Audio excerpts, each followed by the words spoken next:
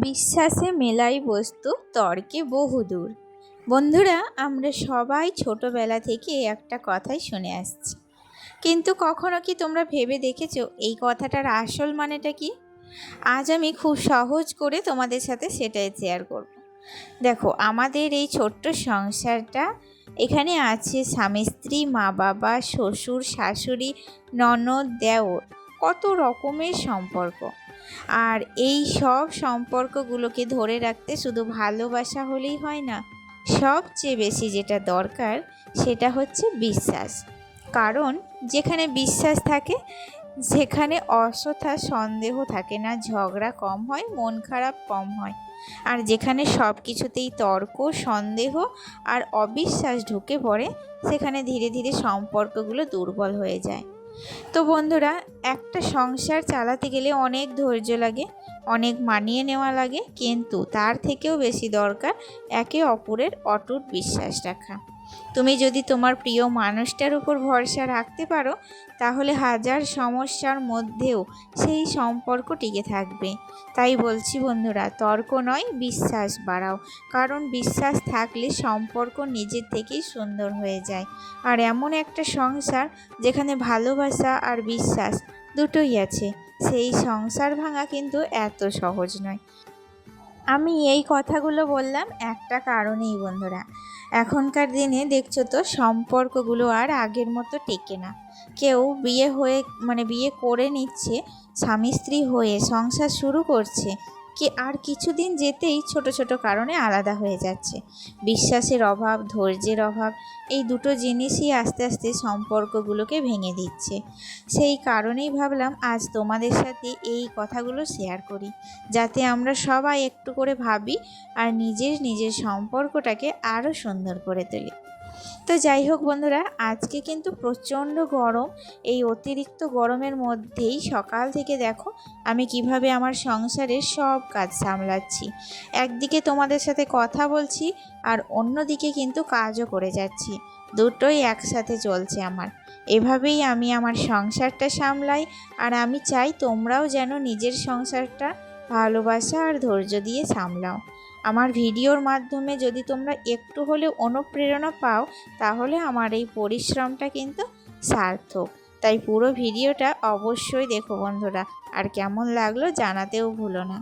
আর এই গরমকালে আমি যেটা সব থেকে বেশি করে থাকি, আমার ঘর বারান্দাগুলোকে বারবার কিন্তু আমি ভিজা ন্যাকড়া দিয়ে মুছে থাকি। আমার ঘর বারান্দা এমনিতেই ঠান্ডা, কিন্তু ভিজা ন্যাকড়া দিয়ে মুছলে না একটা ফ্রেশ ফিল আসে, সেটার জন্যই আরও কিন্তু আমি একটু পরিশ্রম বেশি করি।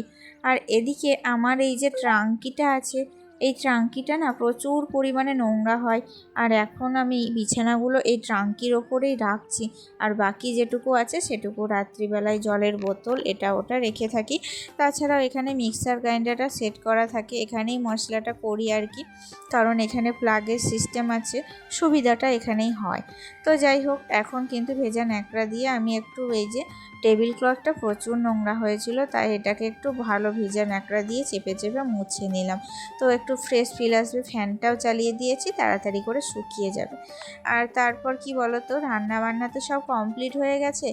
তখন কিন্তু একটু ঘরটাকে গুছিয়ে নিচ্ছিলাম, মানে সব কিছুই একটু অগোছালো হয়েছিল। রান্নাবান্নার পর দেখবে প্রত্যেকটা জিনিস জায়গা মতো রেখে দিলে, ঘর বাড়িটা একটু যদি গুছিয়ে রাখো, তাহলে কিন্তু মনে হবে যে রান্নাবান্না হয়েছে, সেটা কিন্তু আর মনেই হবে না।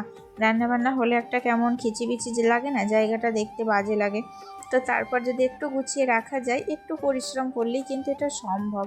তোমরা কিন্তু চাইলেই তোমাদের বাড়িটা এইরকম টিপটাপ করে রাখতেই পারো, একটু তাতে পরিশ্রম হবে এই আর কি। তো যাই হোক, প্রত্যেকটা জিনিস দেখো আমি কিন্তু জায়গা মতো রেখে দিয়েছি। আর বারান্দায় এই যে আমি এখানে হ্যাঙ্গারটা টাঙিয়েছি, আমার ভীষণ উপকার হয়েছে। নয়তো ওখানে যেমন যে যেমন পারতো সে তেমন কিন্তু গামছাগুলো ওই যে দড়ির মধ্যে ভিজিয়ে রেখে দিত। তো আমি ভাবলাম যে যাই হোক, এদিকে যে রেখে দিয়েছি এক কর্নারে, এগুলো কিন্তু এদিকে ভাঁজ করে রেখে দেওয়াতে দেখতেও ভালো লাগছে, জায়গাটা কিন্তু নোংরা হচ্ছে না।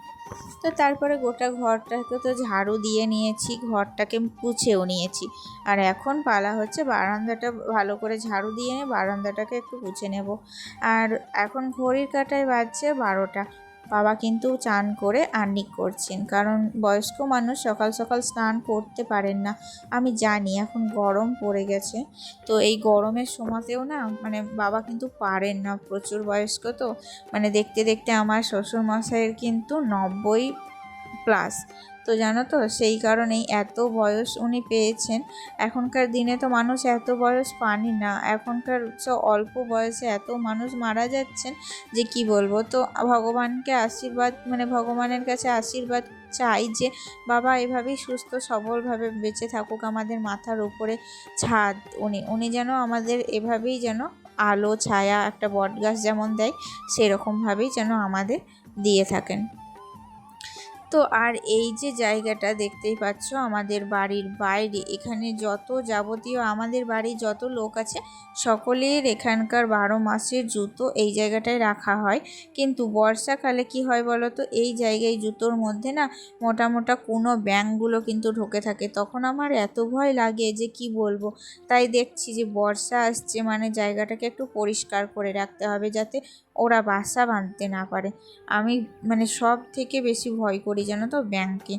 এই বর্ষাকাল আসবে, ব্যাঙগুলো যখন ঘুরে বেড়ায় একটা যদি পায়ের ওপর চাপে না, কি ভয় লাগে তোমাদের বললে বিশ্বাস করবে না। প্রচুর ভয় করি আমি ব্যাঙকে জানো তো। তাই জন্য কিন্তু আমি আগাম জায়গাটা পরিষ্কার করে রেখে দিলাম যাতে ব্যাঙগুলো আর আমার বাড়িতে বাসা বাঁধতে না পারে। তো তারপরে ঘর বারান্দা দেখো সব ঝাড়ু দিয়ে দিয়েছি। তোমরা হয়তো বুঝতেই পারছো যে রোদের তাপমাত্রা কত। এই যে পাকা সাহানগুলোই, এগুলোই কিন্তু পা দেওয়া যাচ্ছে না, মানে পুরো তেতে কিন্তু ফালতাতা। আর ওই যে দেখলে রান্না বান্নার পর বাসনগুলো কিন্তু জলে অনেকক্ষণ আগেই ভিজাতে দিয়েছিলাম। তারপর দেখো বাড়ির টুকটাক কাজগুলো করছিলাম, আর এখন কিন্তু এগুলো মেজে নিচ্ছি। আর মাজতে গিয়ে আমার যে কি অবস্থা হয়েছিল, মানে পা তো একদিকে তেতে গেছে, অন্যদিকে মাথা, আর একদিকে ঘাম ঝরছে। আমি যে এত তাড়াতাড়ি চৈত্র মাসেই ঘামতে শুরু করব আমি কিন্তু ভাবতেও পারিনি, কারণ এত তাড়াতাড়ি এত পরিমাণে গরম, মানে 38 ডিগ্রি তাপমাত্রা, ভাবতে পারছো? প্রচুর তাপমাত্রা। এখন মনে হচ্ছে সঝরে যদি একটু বৃষ্টি হতো তাহলে কিন্তু বেশ ভালো লাগতো। তো যাই হোক বন্ধুরা, কিছু করার নেই। এখন শুনছি নাকি সামনে কয়েকটা দিন বৃষ্টি আবার হবে, তো বৃষ্টির অপেক্ষাতেই আছি।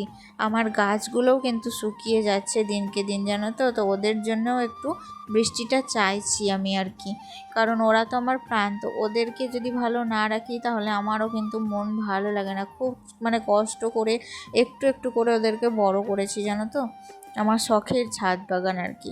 তো যাই হোক, বেশ কিছু শার্ট ছিল সেগুলো ভিজিয়ে দেখো কেচে কুচে নিয়েছি, আর এখন চলে এসেছি রান্নাঘরে। তো বাবাকে এখন খেতে দেব, আর তার আগে আমিও একটু জল খেয়ে নিলাম। এই গরমকালে তোমরাও কিন্তু মানে 10 মিনিট অন্তর অন্তর জল খাওয়ার চেষ্টা করবে। যত বেশি পরিমাণে তোমরা জল খাবে তত বেশি কিন্তু তোমাদের শরীর ভালো থাকবে। তো অবশ্যই তোমরা যেমন পরিমাণে পরিশ্রম করে কাজ করবে ঠিক তেমনই কিন্তু মানে পরিমাণ বুঝে জলটাও কিন্তু খাওয়ার চেষ্টা করবে। তো তারপরে দুপুরে খাওয়া দাওয়া কমপ্লিট হয়ে গেছিলো। তো রান্নার মেনু তোমরা হয়তো বুঝতেই পেরেছিলে। আজকে করেছিলাম ফুলকপি আলুর তরকারি, ডাঁটা ভাজা, মাছের ঝোল আর ভেন্ডি ভাজা। এই হচ্ছে আজকের আমার মেনু। তো রান্না বান্না কমপ্লিট হয়ে গিয়েছিল, বাবাকেও খেতে দিয়ে দিলাম দেখতেই পেলে। আমরাও কিন্তু তারপরে সবাই মিলে একসাথে খাওয়া দাওয়া করে এখন কিন্তু রেডি হয়ে গেছি। ছেলেকে নিয়ে বেরিয়ে যাব টিউশন। ছেলের তো সামনেই এক্সাম আছে, তাই এখন থেকে কিন্তু আর টিউশন কামায় না। তো প্রত্যেক দিন টিউশন পড়ছে যেতে হচ্ছে, কি বলবো এই গরমের সময় আমারও আর এত খাটাখাটনির পর যেতে ইচ্ছা করছিল না আজকে, কিন্তু ছেলের মুখ চেয়ে যেতেই হলো, কারণ আমি যদি ফাঁকি দিই আমার ছেলেরও কিন্তু ফাঁকি পড়ে যাবে। তো টিউশন থেকে আসার পর চলে এসেছিলাম ছাদে। ছাদে আজকে বেশ কয়েকটা কাজ ছিল, ওই যে বললাম না গাছগুলো রোদে শুকিয়ে গেছে। সকালে তো আমি একবার আসি ছাদে, তখন কিন্তু গাছগুলোতে জল দিয়ে যাই, তারপরেও মানে এত রোদ যে গাছগুলোর মাটি পুরো শুকনো। আর এই দেখো প্রচণ্ড পরিমাণে রোদে কিন্তু জিনিয়া গাছগুলো পুরো শুকিয়ে গেছে, মনে হচ্ছে মরেই গেছে। তো জল দিলে জানি না আবার ঠিক হবে কি না। তো জল দিলাম, দেখো প্রত্যেকটা গাছের গোড়ায় গোড়ায় কিন্তু প্রচুর পরিমাণে জল দিচ্ছি। এখন সকাল সন্ধ্যা দুবেলা করে আমাকে গাছে জল দিতে হচ্ছে। এটা কিন্তু আমার একটা দ্বিগুণ কাজ। আগে তো শ্বশুরমশাই দিত, আর এখন বয়স্ক হয়ে বয়স্ক মানুষ এখন এই প্রচুর পরিমাণে তাপমাত্রা, তো এখন আর ছাদে এসে জল দিতে পারেন না। ওই অনেক দিন আগে স্ট্যান্ডগুলো কিনেছিলাম না, সেগুলো তো আর দেওয়াই হয়নি। তারপরে দেখো আজকে ভাবলাম যে সামনে বর্ষা আসছে, এবার কিন্তু স্ট্যান্ডগুলোর ওপরে একটু সাজিয়ে রাখি, তাই টবগুলোকে সাজিয়ে রাখলাম। তো তারপরে তো নিচে চলে এসেছিলাম, নিচে এসে জলখাবারে বানালাম একটু চিড়ের পোলাও। অনেক দিন থেকে ইচ্ছা করছিল, আর আমি দেখলাম যে আজকে আমার মশলার কৌটোতে কিছুটা চিড়ে আছে, তো ভাবছিলাম যে চিড়ের পোলাও বানাবো, তো সবাই মিলে খাওয়া যাবে। এটাই হচ্ছে জলখাবারে আমাদের স্ন্যাক্স। তাহলে বন্ধুরা চলো, আমার তো সারা দিনের ব্লগ তোমরা দেখলেই, কেমন লাগলো এবার তোমাদের কমেন্টের অপেক্ষায় আমি থাকবো।